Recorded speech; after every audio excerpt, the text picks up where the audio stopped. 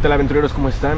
Hace mucho que no hace un video tipo vlog, y es que quiero salir un poquito del formato de documental porque me parece importante recordar que, bueno, yo estoy viviendo acá en Brasil, ya tengo acá un tiempo aproximado de unos 8 meses, 9 meses más o menos. ¿Y cómo es esa sensación de estar viviendo o adaptándome a otro país siendo yo mexicano? He descubierto pues nuevas amistades acá, nuevas habilidades incluso que yo no sabía que podía tener, nuevos paisajes, nuevas costumbres. Es una cultura totalmente nueva para mí, totalmente nueva entre comillas, porque también cabe mencionar que ya hice un recorrido bastante largo a lo largo de todo el litoral brasileño y también algunas partes del medio.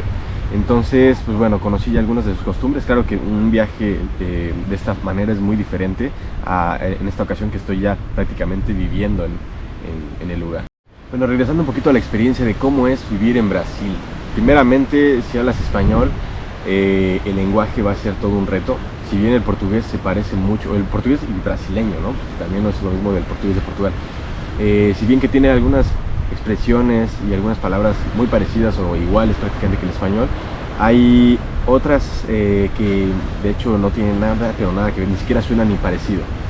Y en el día a día, que es como ya ahorita empiezo a ver a Brasil, ¿no? En esta zona, en el estado de Santa Catarina, en la parte sur, pues me he ido teniendo que ir adaptando poco a poco a eso, ¿no? Por ejemplo, al ser padre, pues existe un lenguaje sobre los bebés, sobre la paternidad, que es bien diferente. Por ejemplo, pañales le decimos en México a los pañales. En fraldas, bueno, se escribe fraldas, se pronuncia fraudas.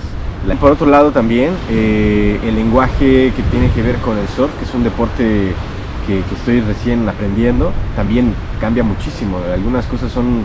No, de hecho creo que en esto sí es prácticamente todo diferente. Por ejemplo, la tabla, que es lo más importante para hacer surf, la tabla de surf aquí no es tabla, aquí se le dice prancha, se escribe prancha y se pronuncia prancha. El lenguaje también de las motos, para quien viaja en moto por Brasil, también cambia bastante, empezando porque no se dice llanta o cubierta, se dice pneu, se escribe P-N-E-U, pneu, sí, pneu.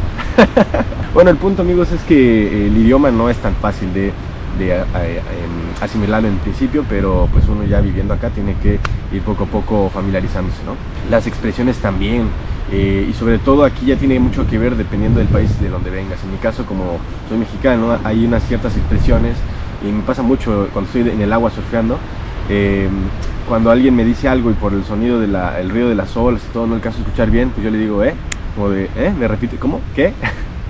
Y aquí decir es una afirmación, es como decir es como sí, el día está lindo, ¿no? Solo los brasileños lo van a entender, yo creo, este chiste, pero no es chiste, es mi día a día. Por otro lado, la forma de ser, las costumbres. Brasil es un país muy grande, estoy hablando de prácticamente un país que tiene la mitad de América Latina, más o menos, para que se den una idea.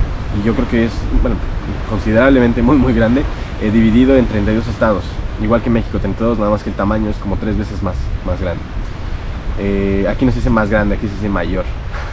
Es decir, que es un país muy amplio, territorialmente hablando. Las costumbres, su historia, han ido dejando un legado de diferentes tradiciones, ¿no? Muy típicas de cada lugar. Entonces, por el momento yo les puedo generalizar que Brasil es un país que mezcla muchas culturas, muchas raíces. Por ejemplo, en la parte sur, que es desde donde yo estoy hasta Río Grande del Sur, un poco más para el sur, pegado a Uruguay y pegado a Argentina y a Paraguay también, tienen mucha descendencia europea, alemana principalmente.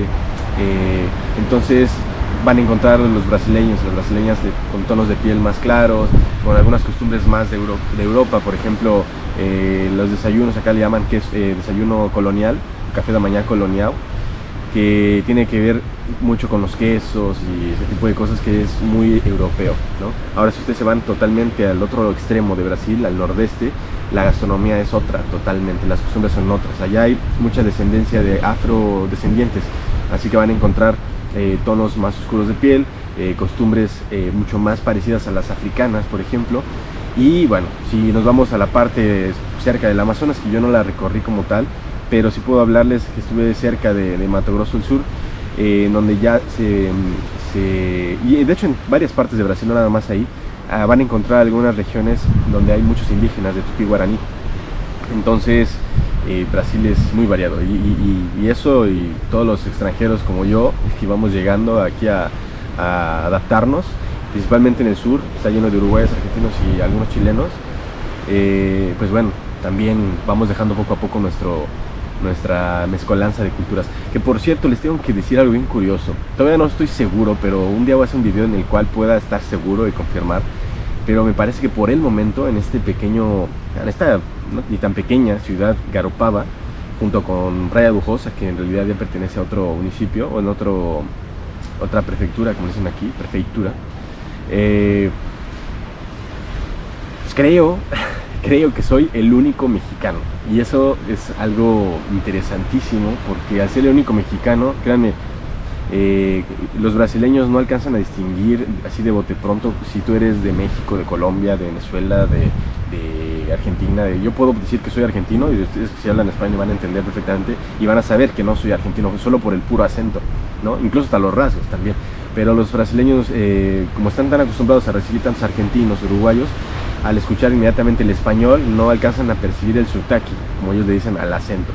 Entonces pues piensan inmediatamente, es argentino. No soy argentino. Uruguayo, no. Mexicano, mexicano, nunca en la vida. Y sobre todo en esta región que no es muy turística, o no es muy visitada por mexicanos al menos, pues no sé, es muy raro ver mexicanos acá, ¿no? Y sobre todo ya viviendo.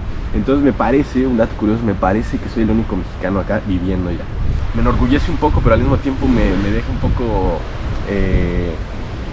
con un sentimiento de soledad, ¿saben? Porque si bien me rodeo de mucha gente, amigos, todo, pues la cultura, tu raíz, de alguna manera, tu raíz cultural, te acompaña hasta la tumba, ¿no? Siempre, siempre, siempre. No puedes dejar de ser mexicano porque naciste en México. Y sobre todo si pasaste una gran parte de tu vida allá, ¿no? Como fue mi caso. Entonces, al ser el único, pues de repente hay cosas que yo solamente entiendo como mexicano,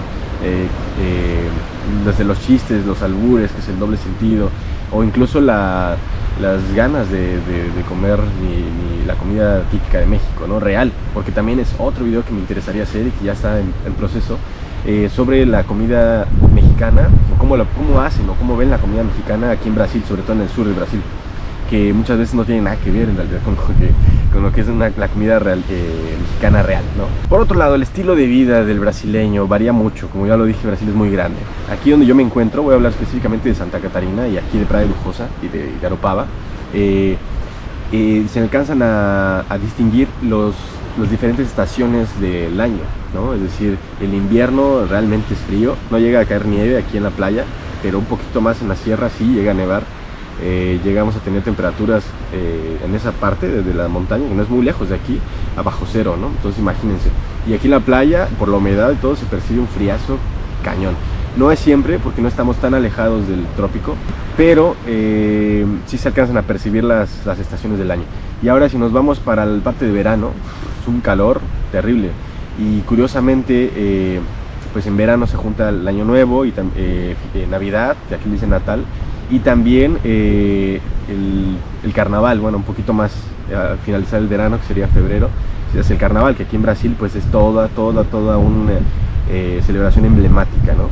Y cada carnaval de cada lugar de Brasil es bien diferente. Aquí el que me toca vivir, y abordando nuevamente el estilo de vida del brasileño, de esta parte de Brasil, y es de mucha fiesta, mucha algarabía, mucha amistad, descaro también, pero al mismo tiempo de tolerancia y respeto.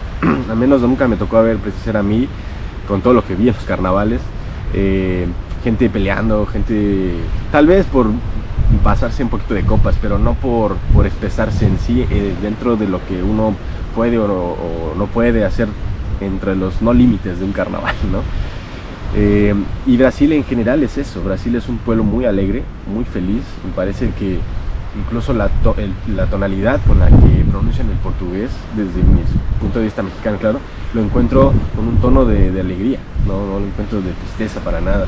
La música, ni se diga, ¿no? La samba prácticamente es una de las bases musicales para todos los subgéneros que después vinieron, que hoy uno de los más fuertes que se escucha, sobre todo en la gente de mi edad o generaciones más para abajo, que es el funky, ¿no? No es mi género favorito en realidad, no voy a decir que no lo danzo, ¿verdad? Y sobre todo estando aquí en Brasil. Y en esta parte de Brasil, aquí donde estoy, como les decía, es una zona perfecta para el surf, porque las olas, el viento, el paisaje, la geografía se presenta muy buenas condiciones para el surf. Y el surf es todo un estilo de vida, ¿no? Esto, para quien hace surf va a entender perfectamente eso. Es contacto con la naturaleza, cuidado del medio ambiente, mar, ¿no? Empezando por ahí. Mucha esa vibra de meditación, porque se va acompañado también del surf, ¿no? Del yoga, y eso le va dando una identidad a toda esta región bastante mezclada también con lo que es en esencia Brasil, y sobre todo también la descendencia de los europeos, como ya les había platicado. Hay mucho skates también, que es la patineta, no sé cómo le digan en su país. Entonces todo esto se conjuga, ¿no? También de repente hay samba. Un día los voy a llevar también de la mano, así de todo un día de fiesta, de cómo es, y para que ustedes conozcan ese ambiente, me acompañen también.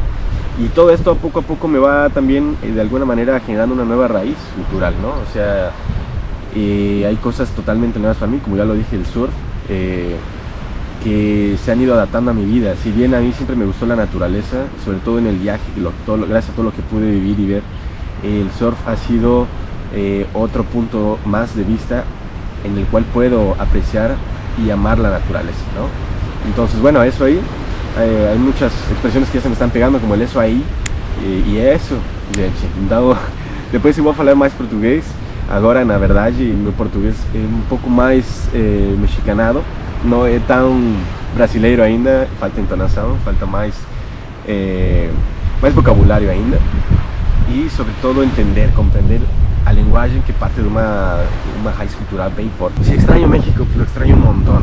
Como ya les dije, creo que soy el único mexicano acá, o de los pocos mexicanos viviendo, y eso me hace extrañar todavía más mi país. Pero también algo muy interesante es que al estar lejos, mucho tiempo lejos de tu raíz cultural, en las oportunidades que he tenido para regresar a México, para platicar con mi familia, para apreciar una película mexicana, escuchar música mexicana a la distancia, me hace valorarlo, me hace también amarlo, entenderlo, y sobre todo compartirlo, porque, como les digo, en México está muy lejos de la zona donde estoy yo acá. Es todo una barrera cultural ese tema del idioma, el portugués y el español, ¿no?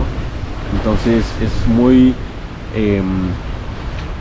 me llena mucho de orgullo, me llena mucho de felicidad el poder estar siendo un embajador de mi país, ¿no?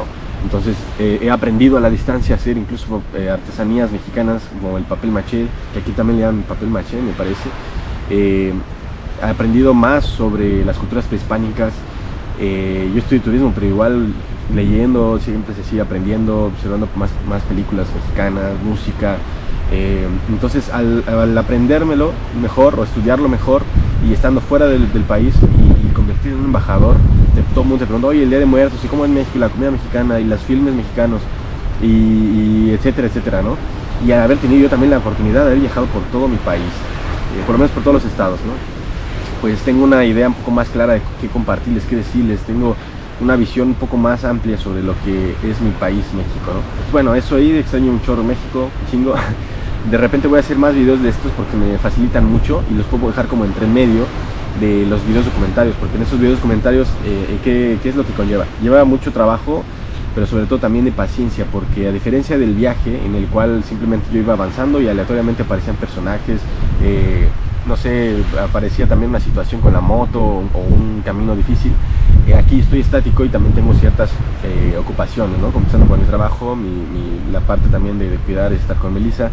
Y la semana que yo estoy solo, pues también aprovecho a practicar el deporte, a retomar la guitarra, que es algo que me gusta mucho, a leer, a escribir el libro, y al mismo tiempo el documental que estoy haciendo varios documentales al mismo tiempo sobre la cultura, por ejemplo, la comida, sobre la samba, sobre el surf, sobre la música, en fin, va todo muy de la mano también con la gente de acá. Poco a poco los voy citando, los voy conociendo para poderles hacer alguna entrevista, conocer de más cerca su trabajo, su ocupación. Entonces, por eso es que demoro un poquito más y como yo les digo, esos videos son los que a mí y forman parte de la serie, ¿no? De esta temporada, que vamos en el capítulo 9, creo, de la quinta, próximos ya a terminar.